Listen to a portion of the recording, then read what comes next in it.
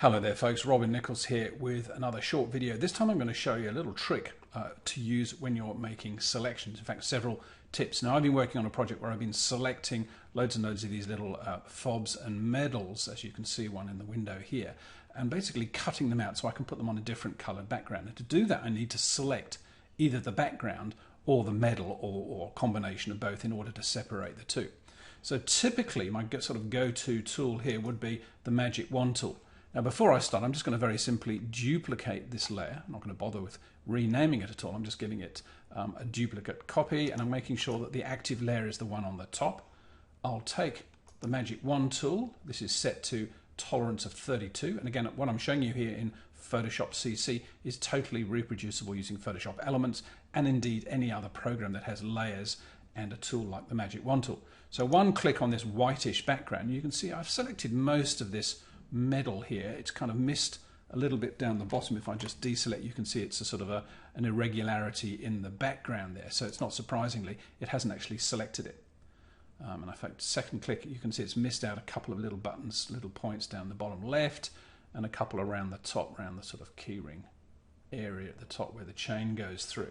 Okay, so that's not bad. Now, one tip which you'll get in both Elements and in Photoshop CC, of course, is this amazing tool called the Quick Mask, and that's by just clicking the little Quick Mask tab at the bottom of the toolbar here. Clicking it a second time turns it off. So click it on, click it off. Quick Mask is incredibly useful. In Photoshop Elements, of course, you'd have to use the selection brush, which has two modes, a selection mode and a masking mode. So it's essentially exactly the same as the Quick Mask in Photoshop. It's just called slightly different name.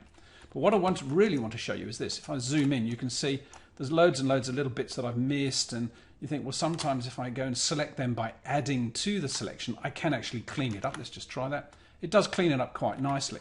But what it can also do is it can over-select. And again, this is dependent on how much tolerance that you have set in the magic wand tool preferences and the options up the top of the page here. So another little trick is if I have a lot of these sort of stray dots in the background, let's say the background wasn't quite as clean as this one, what I would do is very simply go to the selection menu here and I'd modify it.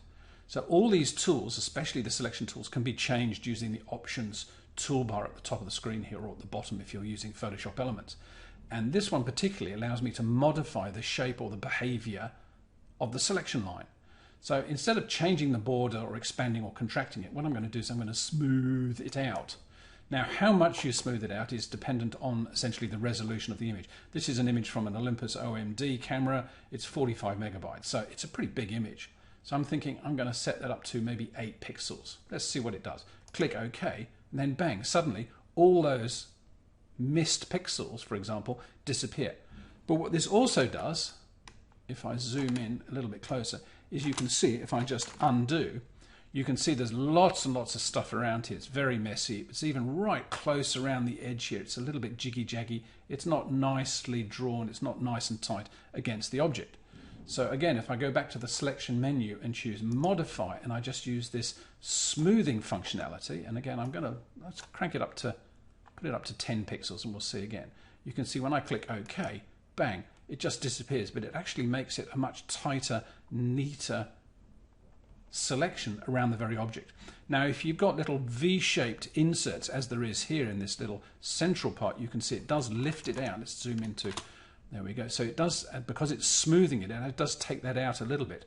But I think that's quite acceptable, considering that we've just got a much smoother, neater, cleaner looking selection line around our object. So don't forget to give that a go. If you're having trouble with your selections, try that select, modify, smooth functionality and see how it goes.